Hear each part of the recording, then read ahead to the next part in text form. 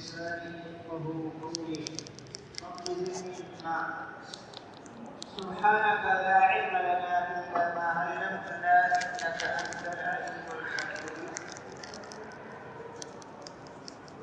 أعوذ بالله من الشيطان الرجيم. ادعوا ربكم تضرعا وخفيا إنه لا يحب المعتدين. أعوذ بالله من الشيطان الرجيم. وإذا سألك عبادي عني فإني قريب أجيب دعوة الداع إذا دعان فليستجيبوا لي وليؤمنوا بي لعلهم يرشدون. وقال النبي صلى الله عليه وسلم الدعاء هو العبادة. وقال النبي صلى الله عليه وسلم الدعاء مخ العبادة، أو كما قال عليه الصلاة والسلام.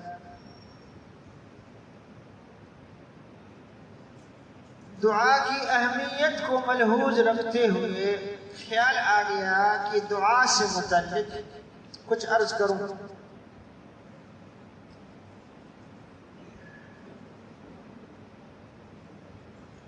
قرآن مجید میں دعا کو کتنی اہمیت دی گئی اور دعا کے کچھ آداب بھی. ایک مسلمان کے لیے انتہائی ضروری ہے کہ وہ دعا سے متعلق زیادہ سے زیادہ معلومات اور دعا سے متعلق ہر طرح سے شرح صدر ہونا چاہیے اس کو، کیونکہ اس کا جینا مرنا اللہ کے ساتھ جڑنے سے دنیا کی اور آخرت کی کامیابیاں اور ہماری ضرورتیں، ہماری حاجتیں، حفاظت، ہر طرح سے ہمیں دعا کی ضرورت ہے، رب کے ساتھ جڑنے کی ضرورت ہے. اس سلسلے میں خیال آ گیا کہ دعا سے متعلق کچھ کہا جائے. تو سب سے پہلے دعا کی اہمیت آپ یہاں سے لگائیں کہ قرآن مجید کی ابتدا دعا سے.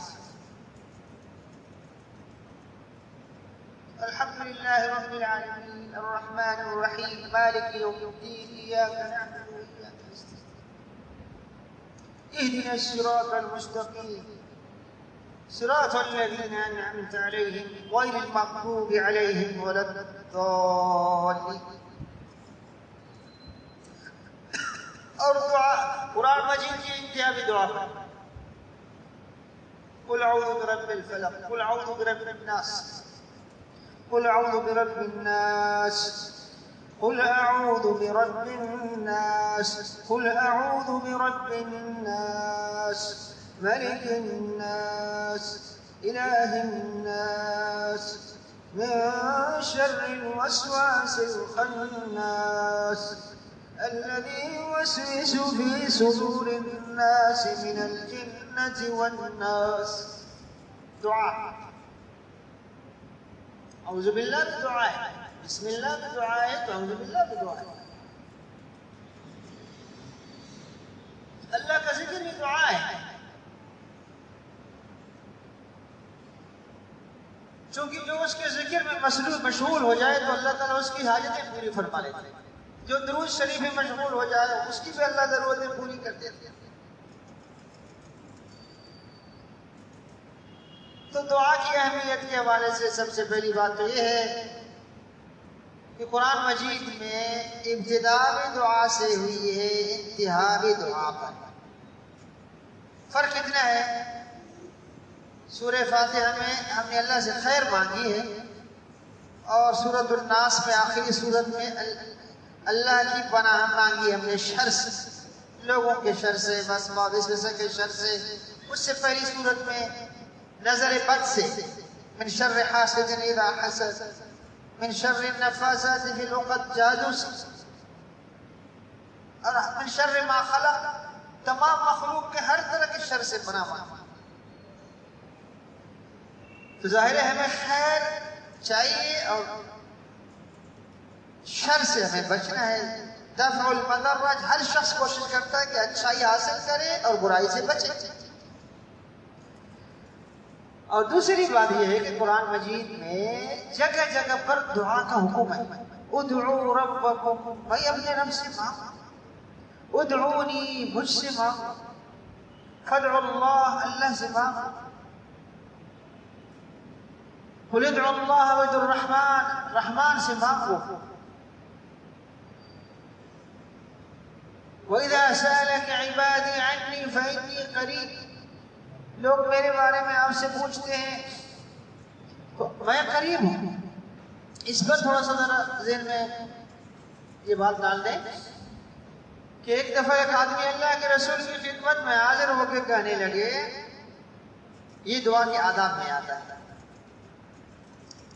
کہ اللہ کے رسول ہمارا رب قریب ہے، ہم اس کو سرگوشی میں اس سے مانگیں، یعنی آہستہ آہستگی سے ساتھ مناجات کریں، یا پھر ہمارا رب دور ہے تو ہم اونچی آواز سے، جیسے کسی کو آپ پکارتے ہیں نا اونچی آواز سے، او یا عبداللہ یا عبد الرحمن، چیخ کے چلا کے پکارے، یا پھر آہستہ آہستہ سرگوشی. تو یہ آیت نازل ہو گئی، وَإِذَا سَأَلَكَ عِبَادِي عَنِّي فَإِنِّي قَرِيبٌ.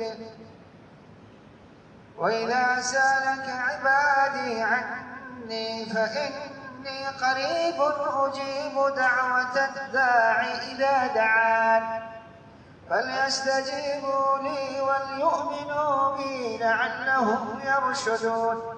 جب میرے بندے میرے بارے میں آپ سے پوچھیں تو میں قریب ہوں. اسی لیے دوسری جگہ فرمایا ادعوا ربکم تضرعا وخفیا، اپنے رب کو آہستہ آہستہ پکارو. یہاں میں ایک مختصر سا سوال کرتا ہوں، آپ اس کو مثبت سمجھ لیں. ہمارے کچھ بھائی اذان کے بعد اونچی آواز سے اسپیکر میں اذان کی دعا پڑھتے ہیں، جو باہر کی اسپیکر. یہاں ایک سوال بنتا ہے کہ جب دعا کے آداب میں یہ چیز داخل ہے کہ اپنے رب کو آہستہ آہستہ پکارو، اسپیکر میں تو ہم اللہ کے بندے کو پکارتے ہیں، کیونکہ جو نہیں سنتا ہماری آواز، دکان میں کاروبار میں مصروف ہے، حی علی الصلاۃ، او بھائی نماز، حی علی الفلاح،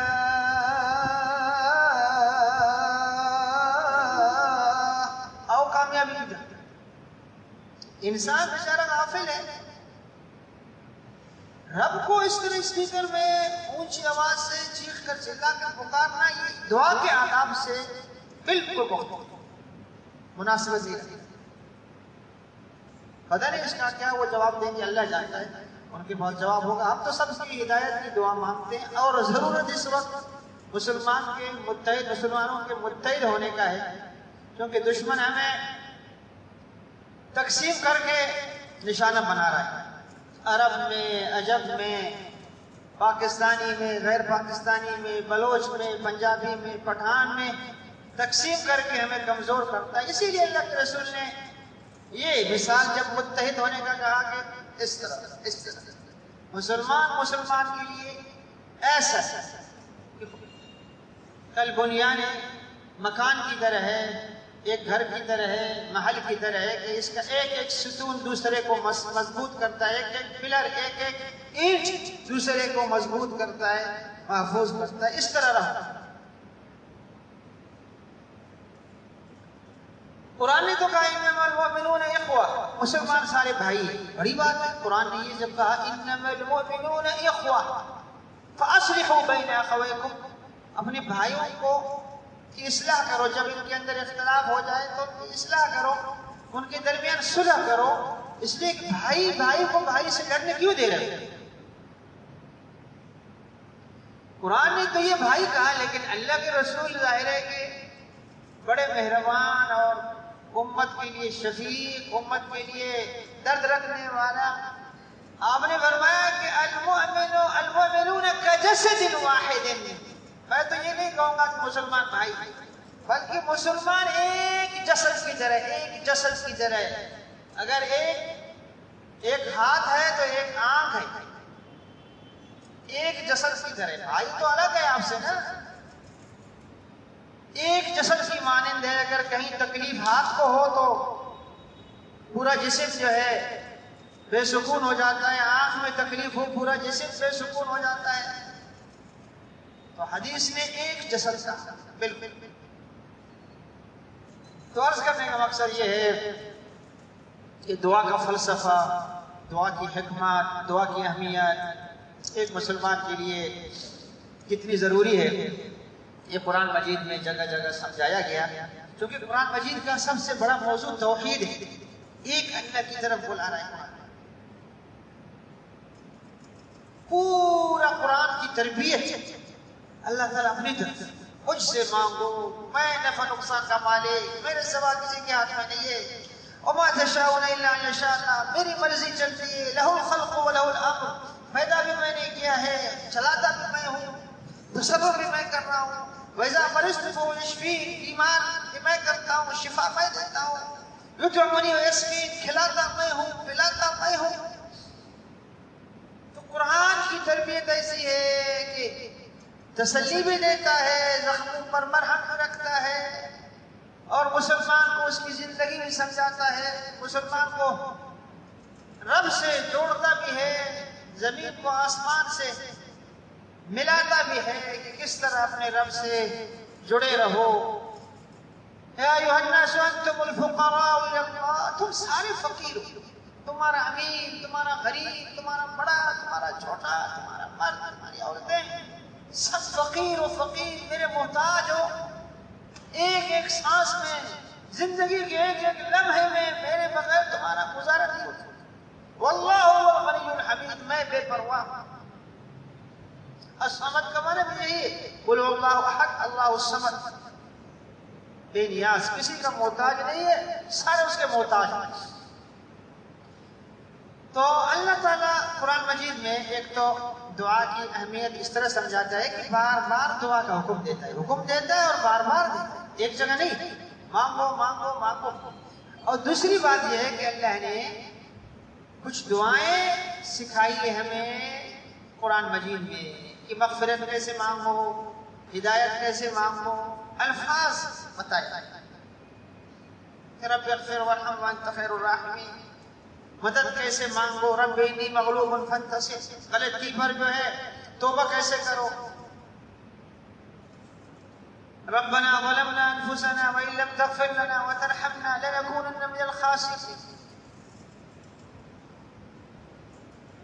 ایک اور بات میں نوٹ کر لیں کہ سارے انبیاء کرام، اکثر انبیاء کرام کو اللہ نے قرآن مجید میں مانگتے ہوئے دکھایا کہ دیکھو موسیٰ مجھ سے مانگ رہے ہیں، کتنا عظیم شخصیت، کتنی بڑی شخصیت، کتنا بڑا پیغمبر مجھ سے مانگ رہا ہے. کیا کہہ رہے ہیں؟ رب اشرح لی صدری ویسر لی امری واحلل عقدۃ من لسانی یفقهوا قولی. اور حضرت ایوب علیہ السلام بیمار ہے تو شفا مجھ سے مانگ رہا ہے، رب انی مسنی الضر وانت ارحم الراحمین. یہ الفاظ.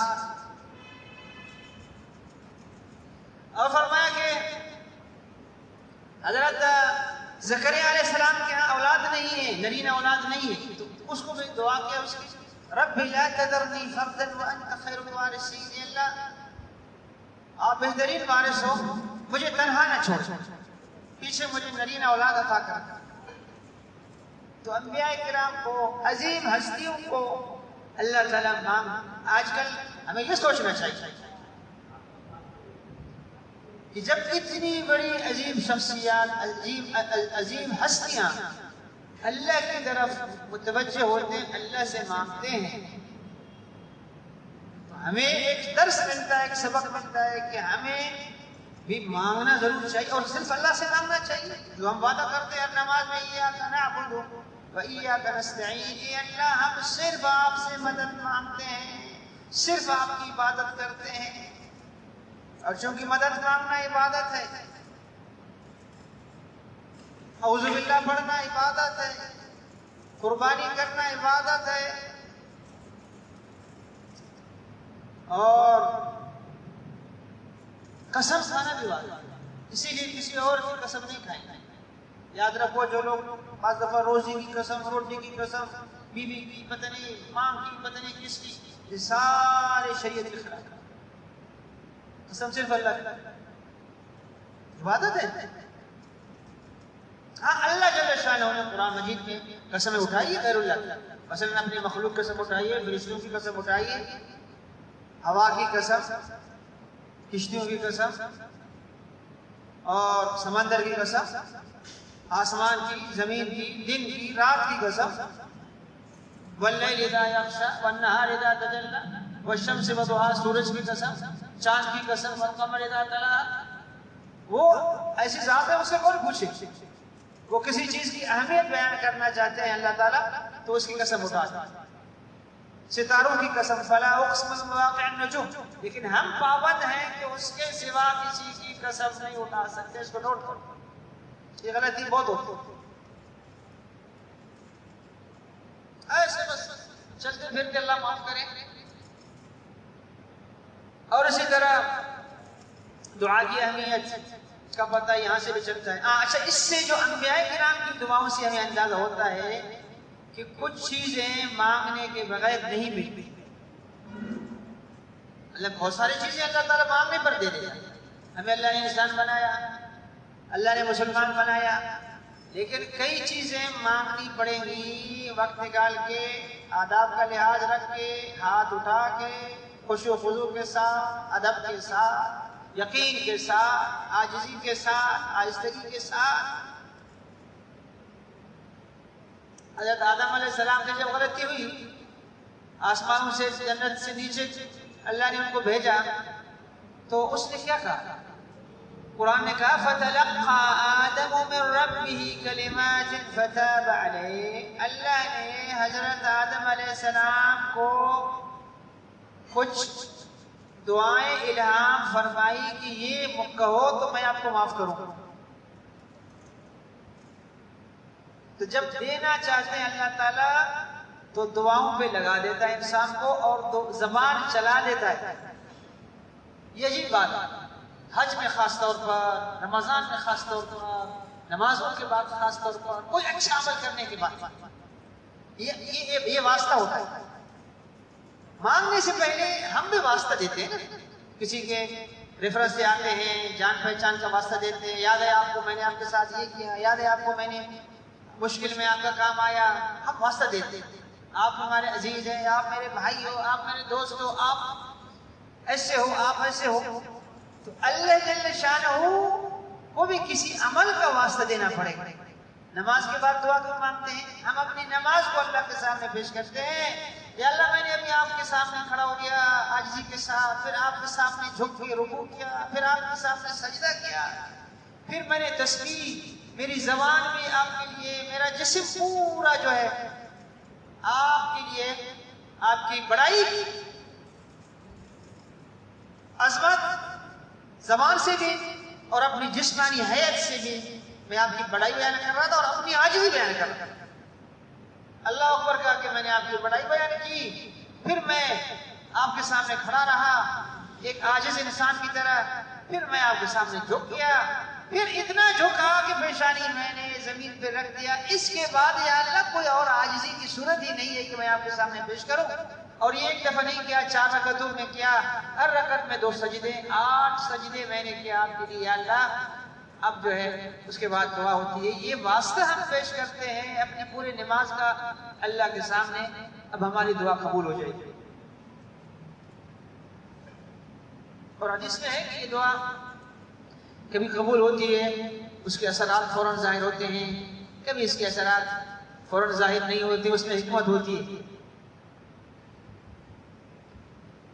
تو ایک وقت کے بعد اللہ تعالیٰ اس کو قبول کرتے ہیں. اس لیے کہ بچہ، ہم لوگ تو کئی چیزیں ناسمجھی میں مانگتے ہیں جو ہمارے لیے مناسب نہیں ہوتی.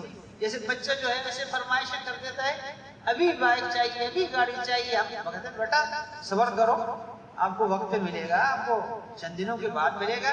تو اللہ تعالیٰ ہمارے ساتھ یہی معاملہ کر رہا ہے. ہم بعض دفعہ اپنی، اللہ معاف کرے، موت مانگتے ہیں، غلطی اپنا نقصان مانگ رہے ہوتے ہیں، تو وہ ہمارے لیے بہتر جانتے ہیں. اور حدیث میں ہے کہ یہ ذخیرے بھی ہوتی ہے، دعائیں آپ کے لیے اسٹور ہو جاتے ہیں، محفوظ ہو جاتے ہیں، اجر کی شکل میں، ثواب کی شکل میں. اور مصیبتوں کے سامنے آپ کے لیے یہ دفاع بن جاتی ہے دعائیں. کئی مرتبہ آپ دعا کرتے ہیں، اس کے نتیجے میں اللہ تعالیٰ کئی مصیبتیں، کئی بلائیں، کئی آفتیں جو آپ کے پاس آنے والی تھی، اللہ تعالیٰ نے ان کو آپ کی دعا کی وجہ سے. تو دعا کی توفیق اور دعاؤں کے ساتھ جڑے رہنا اور دعاؤں کو یاد رکھنا. پھر قرآن مجید کی دعائیں، اس کے لیے کتابیں ہیں چھوٹی. حضرت تھانوی رحمۃ اللہ علیہ کی کتاب مناجات مقبول، پھر حزب اعظم، اور بہت ساری چھوٹی چھوٹی کتابیں ہیں، جیب میں ڈال دو. خاص طور پر رمضان میں، حج میں، یہ ساری مسنون دعائیں، ان کے ہم بار بار تنبیہ کرتے ہیں، تلقین کرتے ہیں کہ مسلمان پھر یہ دعائیں کسی موقع پر، کسی اللہ نہ کرے کوئی آفت ہو، کوئی مصیبت ہو، پہنچ جائیں گے. قبر میں، حشر میں، اندھیرے میں روشنی بن جائے گی آپ کی. تو عرض کر رہا تھا کہ قرآن مجید میں دعا کی اہمیت کا اندازہ آپ یہاں سے لگائیں کہ اللہ نے دعا کا حکم کیا اور بار بار حکم کیا، دعا کا طریقہ بتایا، انبیاء کرام کو دعا مانگتے ہوئے دکھایا. سارے انبیاء کرام کہ انہوں نے اس طرح دعا مانگی، میں نے اس طرح دیا ہوں. یوسف علیہ السلام کی دعا، زکریا علیہ السلام کی دعا، یحییٰ علیہ السلام، ایوب علیہ السلام کی دعا، موسیٰ علیہ السلام کی دعا، حضرت عیسیٰ علیہ السلام کی دعا، ربنا انزل علینا مائدۃ من السماء. اور یہ دعائیں ترجمے کے ساتھ ہونی چاہیے. جو قرآن کی دعائیں ہیں ان کو آپ کا ترجمہ پڑھیں، اور ویسے دعا اپنی زبان زیادہ بہتر ہے. مسنون دعا تو انہی الفاظ کے ساتھ ہو، قرآن والی دعا قرآن والے الفاظ میں ہو، حروف میں. لیکن جو اپنے یہ مانگ رہے ہیں اپنی زبان میں، اس میں آپ کو زیادہ آپ کے لیے آسانی ہو، اس کو اسی طرح پڑھیں. تو قرآن مجید دعا کی تلقین کرتا ہے. ہاں ایک جگہ پر تو یہ فرمایا، سورہ مومن میں فرمایا کہ ادعونی استجب لکم. ہاں ایک تو وعدہ کی فرمایا کہ میں وعدہ ہے میرا کہ میں دعا قبول کروں. اور پھر فرمایا ان الذین یستکبرون عن عبادتی، جو دعا نہیں مانگتے ہیں تکبر کی وجہ سے، اکڑ کی وجہ سے کہ ہمیں کیا مانگنے کی ضرورت ہے، نعوذ باللہ، تو سیدخلون جہنم داخلین، یہ لوگ جہنم میں ذلیل ہو کر داخل ہو جائیں گے. چونکہ تکبر اکڑ کی وجہ سے نہیں مانگ رہے تھے کہ ہم یہ تو ایک ذلت ہے، ایک خواری ہے، کیسے کرے. تو قیامت کے دن یہ لوگ ذلیل ہو جائیں گے. اللہ معاف. دنیا میں جو شخص روتا ہوا نیکی کرتا ہے، حدیث میں ہے وہ ہنستا ہوا جنت میں جائے گا. جو دنیا میں ہنستا ہوا گناہ کرتا ہے، وہ حدیث میں ہے کہ روتا ہوا جہنم میں جائے گا. ابھی امام صاحب نے جو آیتیں پڑھی جنت کی نعمتوں کا اور جہنم کے عذاب کا، اللہ کا حدیث الغاشی، قیامت کا کیا مناظر ہیں جو اللہ کے رسول کو دکھائے گئے. جنت اور جہنم کے مناظر، معراج میں گناہ کرنے والوں کا کیا حال ہے، غیبت کرنے والے کا کیا حال ہے، نماز میں سستی کرنے والے کا کیا عذاب ہے، سود کھانے والے کس حالت میں ہیں، جھوٹ بولنے والے کس حالت میں ہیں، زنا کرنے والے کس حالت میں ہیں. اسی وجہ سے آپ نے فرمایا جو کچھ میں دیکھتا ہوں، جو میں جانتا ہوں، اگر تم لوگ یہ ساری چیزیں دیکھ لیں تو تم کھانا پینا چھوڑ دیں، شادی کرنا چھوڑ دیں. جو حقائق میرے سامنے اللہ نے جو منکشف فرمایا میرے لیے، جنت اور جہنم، ہمیں پھر بھی دکھایا گیا، بتایا گیا، سمجھایا گیا. اس سے بعض اب آپ کو تکلیف ہوتی کہ لوگ آپ کی باتوں کی طرف توجہ کیوں نہیں دیتے. آپ نے فرمایا میری مثال تو ایسی ہے کہ میں تمہیں پکڑ کر آگ سے دور کرنا چاہتا ہوں اور تم بھاگ رہے ہو آگ کی طرف. میری مثال ایسی ہے کہ دسترخوان بچھا دیا گیا، اس میں ہر طرح کے کھانے رکھے گئے. اب کوئی کھا رہا ہے، کوئی نہیں کھا رہا ہے. جو آئے گا اس کو اس سے ملے گا کھانے کا، جو نہیں آئے گا اس کی طرف وہ محروم ہو جائے گا. تو یہ جو ہے ہم سب کے لیے. اچھا دوسری بات یہ ہے کہ ہمیں قرآن یہ بتاتا ہے کہ اللہ سے مانگنے سے پہلے اللہ کی تعریف کرو. الحمدللہ رب العالمین الرحمن الرحیم مالک یوم الدین. جیسے حدیث پاک میں ہے کہ قیامت کا منظر ہوگا محشر کا، اور سارے لوگ پریشان ہوں گے، جائیں گے حضرت آدم علیہ السلام کے پاس اور کہیں گے کہ نفسا نفسی کا عالم ہے، بہت گرمی ہے، لوگ پریشان ہیں، ایسے عالم میں آپ سفارش کریں اللہ کے سامنے ہمارے لیے کہ حساب کتاب کا عمل شروع ہو جائے، پتہ چل جائے کہ ہم کہاں جائیں گے، رزلٹ کا پتہ چلے۔ آج کل کے بچے امتحان دیتے ہیں، کتنی جلدی ہوتی ہے ان کو، تو اس دن کی تو امتحان میں کامیابی یا ناکامی تو وہ ہمیشہ کی کامیابی، ہمیشہ کی ناکامی۔ آج ہم جتنا انتظار میں رہتے ہیں، پیپر دیتے ہیں تو بالکل بے چینی ہوتی ہے کہ نتیجہ کیا نکلے گا، رزلٹ کیا جائے۔ ایک دن انتظار کرنا مشکل ہوتا ہے، اس لیے کہ دنیا کی تھوڑی سی کامیابی اس دن کی کامیابی ہمیشہ کی کامیابی۔ حدیث میں ہے نا، آپ مدینہ تشریف لائے، نے فرمایا لوگوں ہمیشہ کا جنت ہے یا پھر ہمیشہ کا عذاب ہو جاتا ہے، جنت مانگو اللہ سے، جنت سے پناہ مانگو۔ جب بھی قرآن مجید میں جنت کا تذکرہ ہوتا، نماز میں، نفل نماز میں، جیسے ہی آپ پڑھتے لمبی رکعتیں پڑھتے تھے، لمبی تلاوت کرتے تھے، جیسے ہی جنت کا تذکرہ ہوتا آپ اللہ سے اسی وقت مانگتے، کیونکہ عمل سے تو نہیں ملے گا، اس کی رحمت سے ملے گا۔ اور اسی طرح جب جہنم کا تذکرہ قرآن میں ہوتا، آپ فوراً جو ہے آپ پر اس کا اثر بھی پڑتا اور آپ فوراً اسی وقت اللہ کی پناہ مانگتے ہیں، یا اللہ میں اس آگ سے آپ کی پناہ مانگتا ہوں۔ تو قیامت کا منظر ہوگا، سارے لوگ حضرت آدم علیہ السلام کے پاس جائیں گے سفارش کے لیے کہ اللہ کے سامنے ہمارے لیے سفارش کریں، تو آدم علیہ السلام یہ ہمت نہیں کر سکیں گے، معذرت کریں گے، کہیں گے کہ مجھ سے غلطی ہوئی ہے، آپ حضرت نوح علیہ السلام کے پاس جاؤ۔ حضرت نوح علیہ السلام کے پاس جائیں گے، لوگ کہیں گے کہ آپ کا بڑا مقام ہے اللہ کے یہاں، پیغمبر ہو، تو حضرت نوح علیہ السلام معذرت کریں گے، کہیں گے کہ میں نے ایک غلطی کی تھی کہ اپنے بیٹے کے لیے دعا کی اللہ سے، جب سارے لوگ غرق ہو رہے تھے، بیٹا بھی غرق ہو رہا تھا، یخرج الحی من المیت یخرج المیت من الحی۔ اللہ تعالیٰ عام طور پر یہ کرتا ہے کہ اچھے لوگوں کو اچھی اولاد دیتا ہے، برے لوگوں کو بری اولاد، لیکن کبھی کبھی اللہ تعالیٰ اپنی قدرت دکھاتا ہے، اچھے سے اچھے بڑے بڑے لوگوں کے ہاں کافر پیدا ہوتا ہے، اور بعض دفعہ کافر کے ہاں ایک بڑا آدمی پیدا ہوتا ہے، نیک، بڑا عالم، بڑا بزرگ، پیغمبر ہمارے سامنے حضرت ابراہیم علیہ السلام، ادھر سے نوح علیہ السلام کے یہاں بیٹھا ہے، تو میں نے اپنے بیٹے کے لیے دعا کی، میں اللہ کے سامنے پیش نہیں ہو سکتا ہوں، اس ایک دعا کی وجہ سے تو اللہ نے مجھے ڈانٹا، ٹوکا کہ آپ نے کیوں دعا مانگی مجھ سے، قرآن، اور ہم بتائیں گے کیا منہ دکھائیں گے اپنے رب یا پیغمبر کو، ہمارے پاس تو ڈھیر سارے گناہ ہیں، ایک جو ہے الفاظ کی، پھر جائیں گے وہ ان کو بھیجے گا کہ جاؤ، اللہ تعالیٰ بہت غصے میں، جاؤ حضرت موسیٰ علیہ السلام کے پاس، حضرت موسیٰ علیہ السلام معذرت کر کے ابراہیم علیہ السلام کے پاس، ابراہیم علیہ السلام بھی معذرت کریں گے کہ میں نے فلاں 3 جگہ پر میں نے حقیقت سے تھوڑا توریہ کر کے ایسی بات کی ہے کہ سامنے والے کو دھوکہ ہو گیا، حقیقت میں نے تو جھوٹ نہیں بولا، لیکن یہ مجھے تکلیف دیتی ہے بات کہ میں نے ایسا کیوں کرتا، لہٰذا میں اللہ کے سامنے سفارش کرنے کے موڈ میں نہیں۔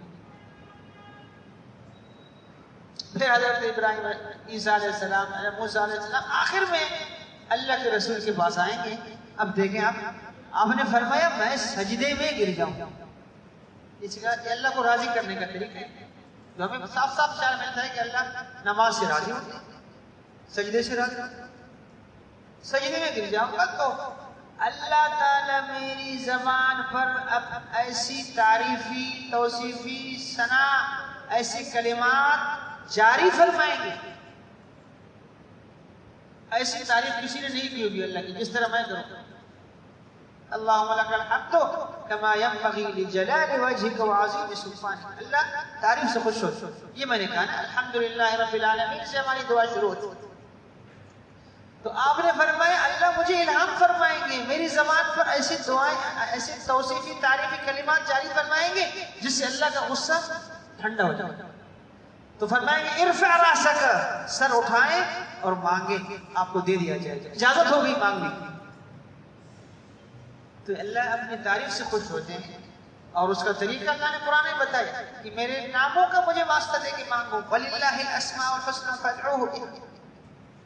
تو اللہ تعالیٰ ہم سب کو، حضرت عمر فرماتے ہیں کہ جب اللہ دعا کرنے کی توفیق دے دے تو بس ختم، اس کے بعد مجھے یہ کوئی پرواہ نہیں ہے، اس بارے میں سوچتا ہی نہیں ہوں قبول ہونی ہوئی، سوچتا ہی نہیں، مجھے بس یہ ہے کہ اللہ مجھے توفیق دے دے اور میری زبان پر کچھ دعائیں جاری ہو جائے۔ اور اندازہ ہو جاتا ہے، کبھی کبھی پتہ چلتا ہے انسان کو، کبھی ہاتھ اٹھاؤ تو کچھ بھی زبان میں آتا ہے نہ دماغ میں کچھ آتا ہے، ہاتھ اٹھا کے یوں آدمی کر لیتا ہے، اور کبھی کبھی ہاتھ اٹھا لو تو جناب انسان واقعی پتہ چلتا ہے کہ اللہ تعالیٰ نے ہاتھ اٹھایا ہے، اور اللہ تعالیٰ اب زبان پہ ایسے ایسے ضرورتیں ہماری رشتہ دار، ہمارے عزیز، ہمارے والدین، ہمارے زندے، ہمارے مرحومین سب آ رہے ہیں دھڑا دھڑ، اور اولاد اور ایسے ایسے خیر برکت کی دعائیں زبان پر جاری ہو گئی۔ اس کا مطلب یہ ہے کہ وہ آپ کو دینا چاہ رہا تھا، اور یہ اس کا طریقہ ہے دینے کا، وہ آپ سے کروایا، اس نے چابی ہے، چابی آپ کو دے دی، چابی آپ کے ہاتھ میں نہیں دی، چابی اس نے آپ کو دی کہ کس طرح آسمان کے دروازے کھولتے ہیں۔ اس کے بعد آپ کیا آپ کو پریشانی ہے؟ یقین کرو کہ وہ قبولیت کی جو ہے بارگاہ میں پہنچا۔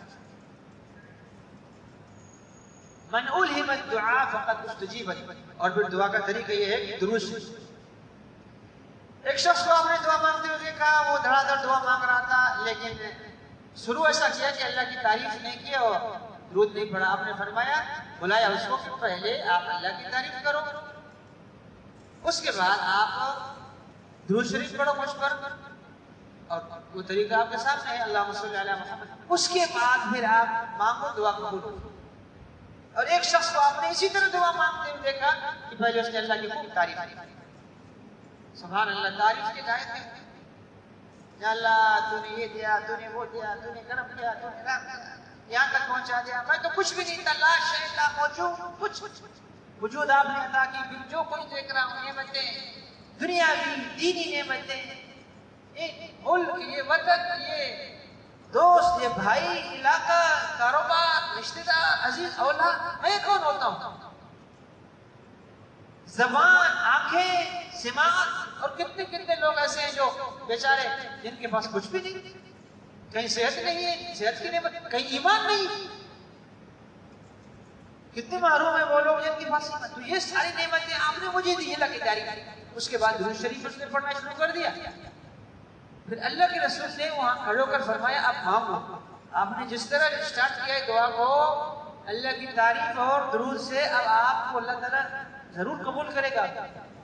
ہم شروع کرتے ہیں اپنی دعا کے ساتھ، اللہ تعالیٰ قبول کرے۔ وآخر دعوانا الحمدللہ، لا الہ الا اللہ العظیم الحلیم، لا الہ الا اللہ رب العرش العظیم، لا الہ الا اللہ رب السماوات والارض ورب العرش الکریم۔ ایک اللہ کی تعریف تو یہ بھی ہے، یہ اوپر لکھا ہوا ہے، اللہ لا الہ الا هو الحی القیوم لا تأخذه سنة ولا نوم له ما في السماوات وما في الأرض الله لا إله إلا هو الحي القيوم لا تأخذه سنة ولا نوم له ما في السماوات وما في الأرض من ذا الذي يشفع عنده إلا بإذنه يعلم ما بين أيديهم وما خلفهم ولا يحيطون بشيء من علمه إلا بما شاء وسع كرسيه السماوات والأرض لا يؤوده حفظهما وهو العلي العظيم اللهم صل على محمد وعلى آل محمد كما صليت على إبراهيم وعلى آل إبراهيم إنك حميد مجيد اللهم بارك على محمد وعلى آل محمد كما باركت على إبراهيم وعلى آل إبراهيم إنك حميد مجيد ربنا آتنا في الدنيا حسنة وفي الآخرة حسنة وقنا عذاب النار ربنا تقبل منا إنك أنت السميع العليم تب علينا إنك أنت التواب الرحيم ربنا إنا ظلمنا أنفسنا وإن لم تغفر لنا وترحمنا لنكونن من الخاسرين لا إله إلا أنت سبحانك إنا كنا من الظالمين رب اغفر وارحم وأنت خير الراحمين إلى العالمين اپنے فضل و کرم سے ہمارے گناہوں کو معاف فرما پریشانیوں کو ختم فرما مشکلات کو دور فرما یا اللہ اپنے فضل و کرم سے ہمارے لیے آسانیاں پیدا فرما ہمارے اس بیٹھنے کو یا اللہ ہمارے اس بیان کو قبول فرما، سننے اور سنانے کو قبول فرما۔ یا اللہ اپنے فضل و کرم سے عمل کرنے کی توفیق عطا فرما۔ یا اللہ دنیا آخرت کی بھلائیاں نصیب فرما۔ یا اللہ ہر طرح کی آفات سے، بلیات سے، مصیبتوں سے محفوظ فرما۔